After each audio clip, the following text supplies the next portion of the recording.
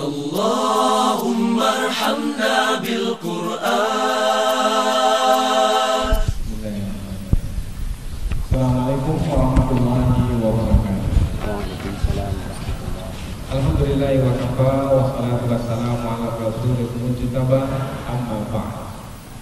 Kita bersyukur kepada Allah Subhanahu wa taala atas rahmat dan nikmat yang dikaruniakannya kepada kita, khususnya pada pagi hari ini di majelis ilmu yang mulia ini kita dicerahkan oleh Ustaz kita, Ustaz Muhammad Khalid, yang datang jauh dari Yogyakarta ke Pekanbaru untuk mencurahkan ilmu beliau yang sungguh luas dan dalam, dan kita ucapkan jazakumullah khairan katsiran.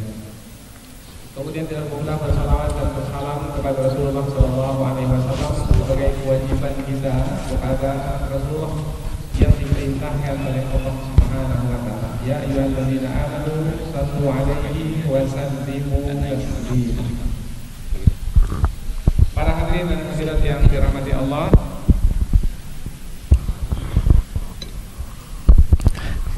Bismillahirrahmanirrahim. Kami mengucapkan terima kasih karena telah dijemput ke majelis yang mulia ini dan duduk pula bersampingan dengan ustaz kita yang sudah kita ketahui tadi ilmu beliau melalui penyampaian, dan di sini sebenarnya kami tidak akan menyampaikan lebih banyak lagi karena apa yang beliau sampaikan tadi sudah sampai ke sasaran dari tema kita, yaitu tema kita adalah revolusi pemahaman makna Al-Quran.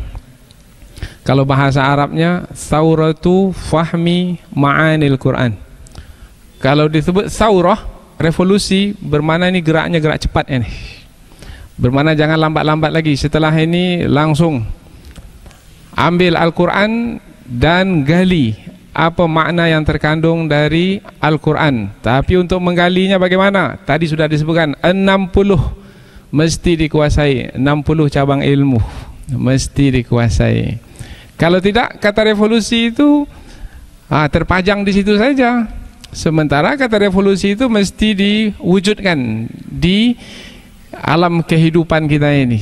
Nah, khususnya kita ini sebagai calon-calon ulama pada masa yang akan datang.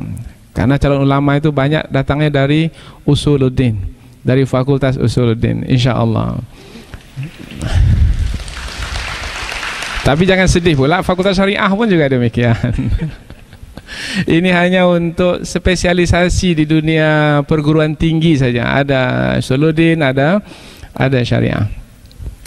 Baik. Kemudian perkataan yang kedua, revolusi pemahaman.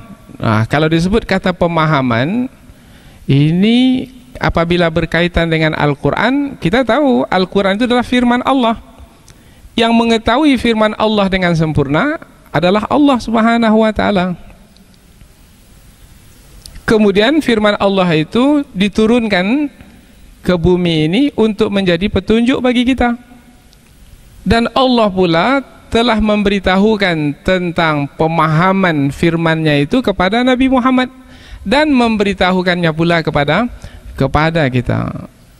Kita pula kalau mau memahami Al-Quran seperti apa yang dikehendaki oleh Allah, mesti, karena Rasulullah telah menjelaskannya, maka mesti mengetahui seperti apa Rasulullah menjelaskan makna dari firman Allah itu. Berarti mesti berdasarkan hadis-hadis Rasulullah SAW. Tadi sudah disebutkan ilmu tentang hadis-hadis Rasulullah yang mesti dikuasai. Kalau tidak, bagaimana kita akan memahami makna dari kata-kata Al-Quran tersebut? Kemudian karena Al-Quran itu adalah firman Allah ini memiliki keistimewaan yang tidak sama dengan perkataan manusia. Umpamanya keistimewaannya firman Allah itu nilainya mukjizat, sementara perkataan manusia tidak. Maka mesti kita memahami firman Allah itu berdasarkan kepada ilmu-ilmu yang tepat, yang benar. Nah, ulama pun telah menyusunnya. Itulah dia ilmu Al-Quran. Dan sudah disebutkan pula tadi 15 cabang di dalamnya yang mesti dikuasai, sehingga nanti ketika kita mendapatkan pemahaman makna Al-Quran, kita dapatkan pemahaman yang betul, bukan pemahaman yang menyimpang, yang ikut selera hati kita, tidak, tetapi seperti mana yang dikehendaki oleh Allah Subhanahu wa taala. Revolusi pemahaman makna. Kata yang ketiga, kata makna. Saya hanya mengomentari itu saja. Makna. Kalau disebut makna, berarti yang terkandung dalam sebuah kata itu makna. Yang terkandung dalam sebuah kata.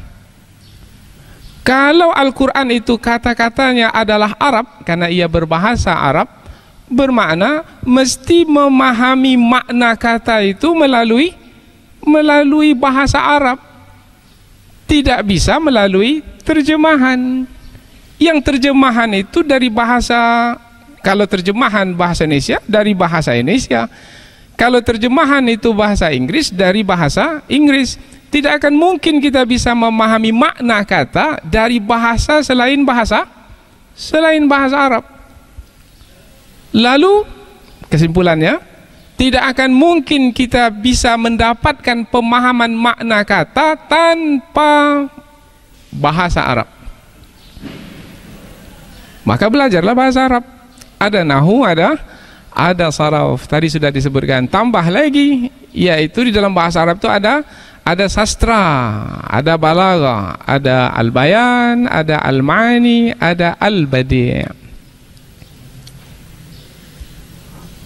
Tapi beratlah Ustaz menguasai bahasa Arab ni. Saya dah bertahun-tahun belajar tak dapat-dapat.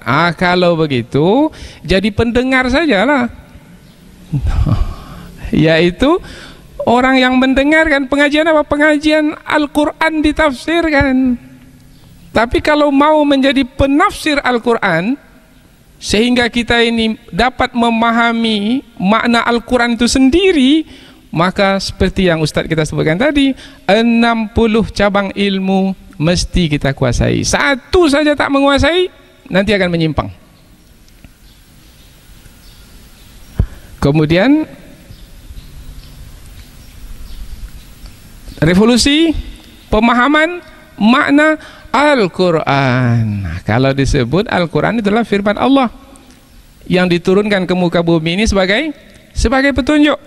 Dzalikal kitabu la raiba fihi hudan lil muttaqin. Itu dia kitab suci, yaitu Al-Quran, yang tidak ada keraguan di dalamnya, sebagai petunjuk bagi orang-orang yang bertakwa. Kalau disebut petunjuk, Syekh Muhammad Al-Mutawalli Sya'rawi menyebutkan maknanya al-musilah lil ghayah. Petunjuk itu maknanya yang menyampaikan ke tujuan. Petunjuk di tepi jalan. Apa makna petunjuk di tepi jalan? Yang menyampaikan ke tujuan. Ikuti petunjuk, belok kanan, belok kanan, belok kiri, belok kiri, lurus, lurus. Umpamanya petunjuk ke Padang, jalan ke Padang, belok kanan Padang, belok kanan. Mau ke Padang, kiri, ke kiri. Ikuti petunjuk sampai Padang. Petunjuk belok kanan ke Padang, kemudian dia bantai belok kiri sampai ke Padang. Tidak sampai ke Dumai nantinya. Apa sebab? Sebab tidak mengikuti petunjuk. Berarti tanpa Al-Quran, karena Al-Quran itu sebagai petunjuk, hudan, berarti tanpa Al-Quran manusia tidak akan sampai ke tujuan hidup. Tujuan hidup manusia adalah redha Allah Subhanahu wa taala atau syurga Allah. Tanpa Al-Quran tak akan mungkin masuk syurga, tak akan mungkin dapat redha Allah. Maka Imam Syafi'i ketika ditanya apa hukumnya belajar bahasa Arab, Imam Syafi'i menjawab hukumnya adalah wajib. Apa sebab? Sebab setiap orang ini wajib hukumnya untuk beribadah kepada Allah sehingga mendapatkan redha Allah dan nanti akan dimasukkan ke dalam surga. Dan tidak akan mungkin dapat mengetahui petunjuk dari Al-Quran kalau tidak menguasai bahasa Arab. Karena Al-Quran itu berbahasa Arab. Ma la yutimmul wajib illa bihi fahuwa wajib. Setiap yang membawa kepada suatu kewajiban, maka hukumnya pun adalah wajib. Jadi belajar bahasa Arab itu hukumnya, siapa yang tak belajar bahasa Arab? Mengapa terdiam semua ini? Ini mau revolusi ini. Kalau tidak kita gugurkan saja kata revolusi ini, tak bergerak nanti. Kalau memang ya kita mau revolusi, setelah ini kita buat kursus bahasa Arab. Mau? Saya sudah buatkan buku bahasa Arab cara mudah. 1 jam pertama belajar sudah pandai bahasa Arab, langsung berbicara. Garansi. Kalau tidak, uang dikembalikan. Hari pertama belajar, hari itu juga bisa bahasa Arab. 1 jam dan kita sudah buat. Untuk orang awam, apalagi untuk orang yang sudah belajar di pondok pesantren, lebih cepat. Mana dapatkannya? Di kantor Tafakuh Jalan Sudirman. Di kantor saya. Dan kita sudah buat 2 kelas dan sudah selesai. Buku itu sudah kita tulis, yaitu buku cara cepat belajar bahasa Arab. Buku itu kita susun dahulu ketika mengajar Ustadz Dr. Afrijon, dosen antum kan. Nah, ketika saya mengajar beliau dahulu di Mesir, saya buat buku itu. Dengan buku itu alhamdulillah beliau mendapat manfaatnya. Sekarang kalau mau meneruskannya boleh. Kalau mau revolusi pemahaman makna Al-Quran, tak ada jalan lain. Jalan pintas ke Departemen Agama, enggak. Tak ada jalan pintas ini. Kita sendiri. Bersedia? Besok kita buka kelas. Ada salah seorang dosen kita di sini 2 hari yang lalu berjumpa dengan kami di kantor untuk buka kelas bahasa Arab, dan kita sarankan menggunakan buku kita itu, dan insya Allah kita akan berikan jaminan bahwasanya mereka selesai belajar bahasa Arab, mereka baca Al-Quran tanpa menterjemah ke bahasa Indonesia, mereka langsung faham apa makna kata tersebut. Garansi. Dia perlu garansi sekarang ini Ustaz. Garansi. Buku itu kita susun, tidak kita bedakan antara nahu dengan saraf, kita campur saja sekali. Kemudian yang Ustaz sebutkan tadi, yaitu penambahan kata atau huruf di dalam bahasa Arab, dia membawa kepada penambahan makna. Qata'a menjadi qatta'a, menjadi qata'a, menjadi taqata'a. Ini penambahan huruf. Ziyadatul mabna tadullu ala ziyadatil makna. Ini pun kita terangkan di buku yang ketiga. Dia ada 3 buku. Buku pertama, buku kedua, buku ketiga. Bersiap sedia untuk revolusi? Revolusi ini. Setelah menguasai bahasa Arab, tadi Ustaz disebut, supaya dapat maknanya yang betul, yang benar, kita bukan ikut cara hermeneutika seperti yang dilakukan oleh Islam liberal. Tidak. Mengapa mereka menggunakan hermeneutika? Mereka coba untuk menundukkan makna Al-Quran sesuai dengan kehendak mereka. Tidak, kita punya ilmu Al-Quran, dan kita sudah buatkan 8 semester ilmu Al-Quran, dan sudah berjalan di kantor kita itu 6 semester. Sudah 3 tahun yang lalu. 1 semester 16 kali pengajian. Dan ini kita sampaikan dalam bahasa Indonesia untuk menerangkan mudah, sambil mereka menguasai bahasa Arab. Dan nanti kalau sudah menguasai bahasa Arab, baru buku Arabnya yang kita berikan. Syekh Manaqatan, ada mabahis fi ulumil Quran, manahilul irfan, al-itqan fi ulumil Quran, al-burhan fi ulumil Quran. Tapi sebelum itu kita berikan dulu dengan bahasa Indonesia. Ini dia ilmu-ilmu Al-Quran, mulai dari penurunan wahyu, Makkiyah, kemudian Madaniyah, kemudian Al-Awwal wal Akhir, Ma Nazala Minal Quran, dan seterusnya. Sekarang sudah sampai 6 semester. Lebih kurang sekarang ini muridnya 30 orang. 30 orang. Alhamdulillah bertahan 6 semester. 8 semester selesai dapat gelar LC, LC Tafakuh. Ya, tak ada sertifikat, tak ada ijazah, karena kita di sana belajar murni untuk keilmuan saja. Kemudian juga kita buka kelas tentang ilmu hadis, ilmu mustalahul hadis, seperti yang Ustaz kita sebutkan tadi, dan sudah 4 semester kita pelajari. Semuanya 8 semester. Kemudian kita buka juga ilmu usul fikih, dan sudah selesai 1 semester, 16 kali pengajian di Masjid Agung. Tapi terlalu ramai pengikutnya, 80 orang pengikutnya. Kewalahan kita dibuatnya, karena sebenarnya kelas yang ideal itu tidak banyak sebenarnya, sedikit-sedikit. Ini untuk memahami makna Al-Quran sendiri. Kalau tak mau bersusah payah, datang saja setiap malam ke Masjid Agung, itu kita sampaikan.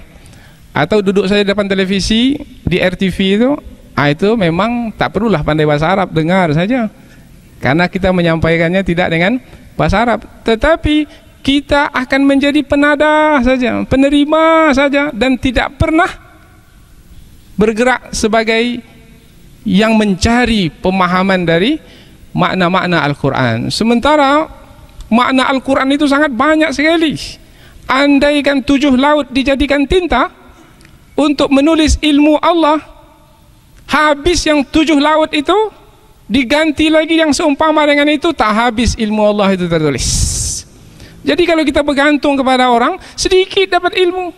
Sudahlah orang yang menyampaikan ilmu itu sedikit, kemudian kita pula memahami 10 yang disampaikan, 2 pula yang tertangkap di kepala, dah bertambah sedikit.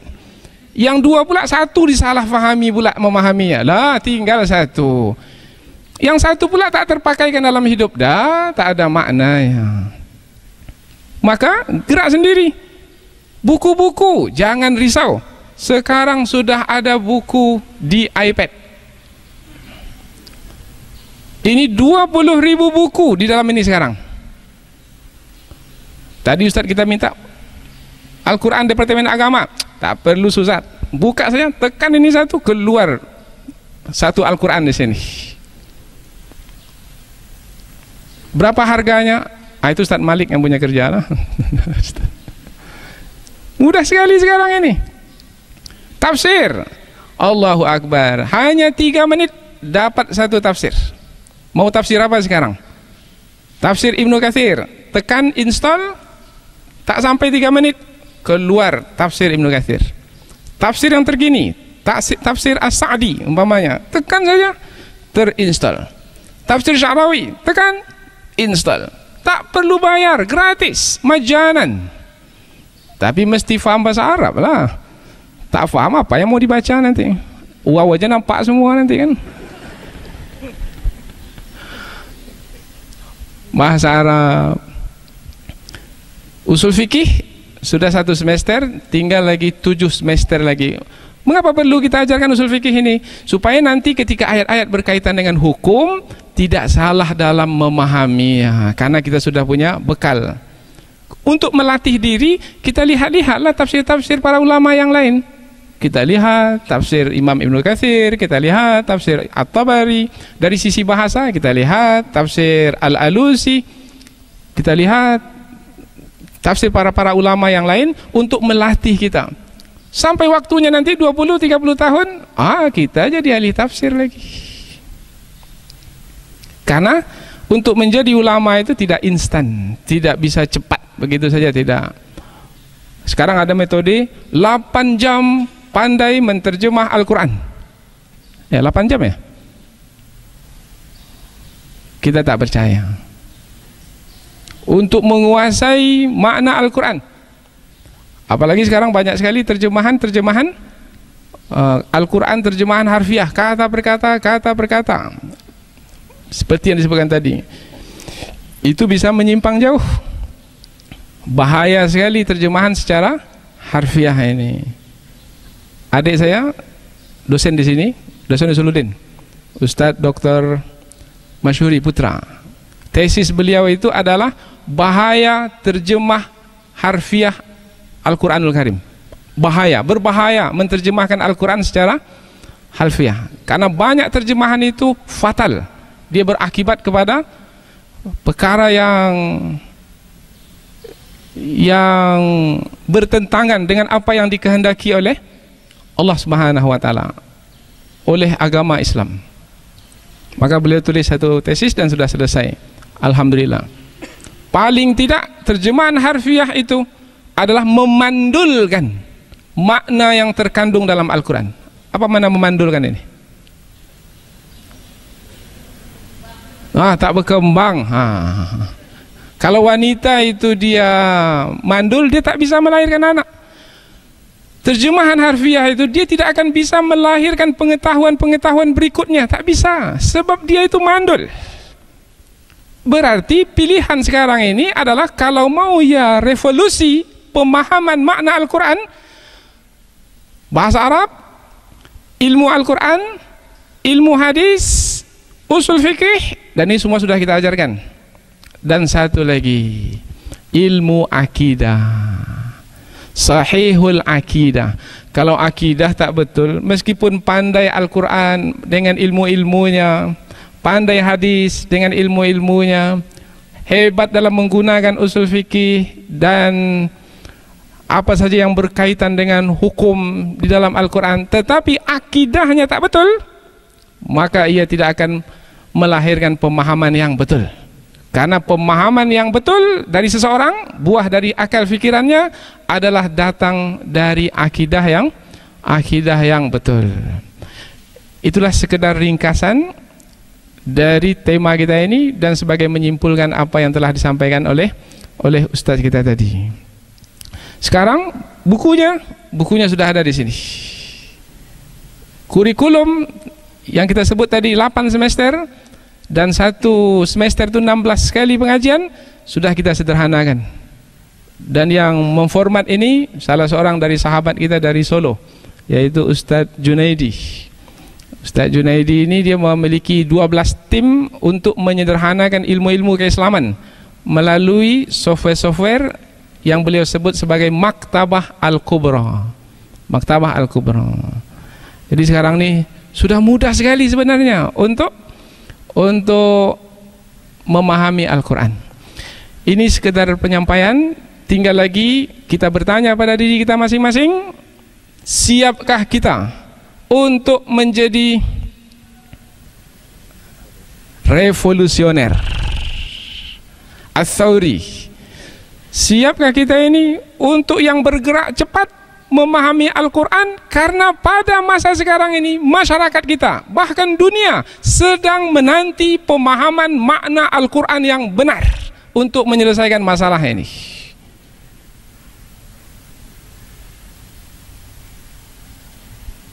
Coba kita lihat sekarang nih, sedang bergaduh sekarang Indonesia nih, sedang bergaduh. Ini Mahkamah Konstitusi ini mau diapakan? Mau dibubarkan atau mau diapakan ini? Wah, berselisih. Apa sebab? Sebab makna yang keluar dari Al-Quran itu tidak diwujudkan dalam kehidupan. Yang ada itu adalah hasil pemikiran manusia. Hasil pemikiran manusia ini sifatnya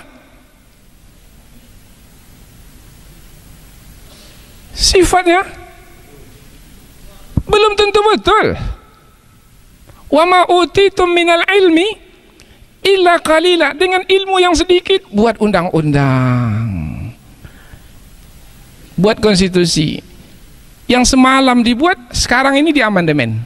Yang sekarang dibuat, besok diamandemen. Tambah lagi kalau terpedaya pula dengan peradaban barat. Yang dari barat itu dibawanya ke sini. Padahal di sini di timur ini.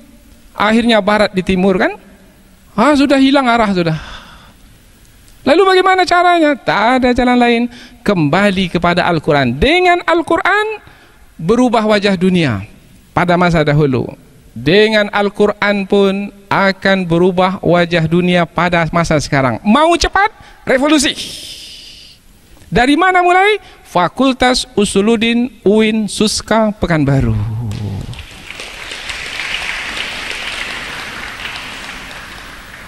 Jangan sambut dengan tepuk tangan, sambut dengan apa yang mau dibuat setelah ini. Program, silakan buat program. Dan kalau memang ia ada, kita nanti akan bekerja sama. Semalam saya dihubungi oleh Bapak Profesor Dr. Ilyas Husti.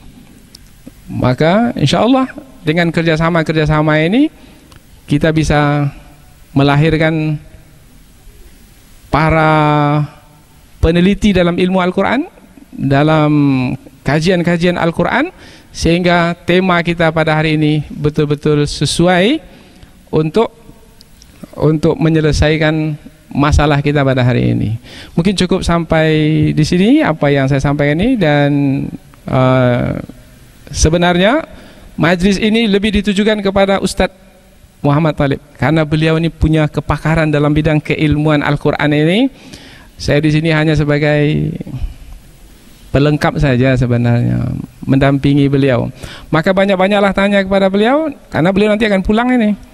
Kalau saya ada di sini di Pekanbaru, maka mudah untuk bertanya kepada beliau, banyak-banyak bertanya, supaya kita semua ini insya Allah akan mendapatkan ilmu yang berguna. Assalamualaikum warahmatullahi wabarakatuh.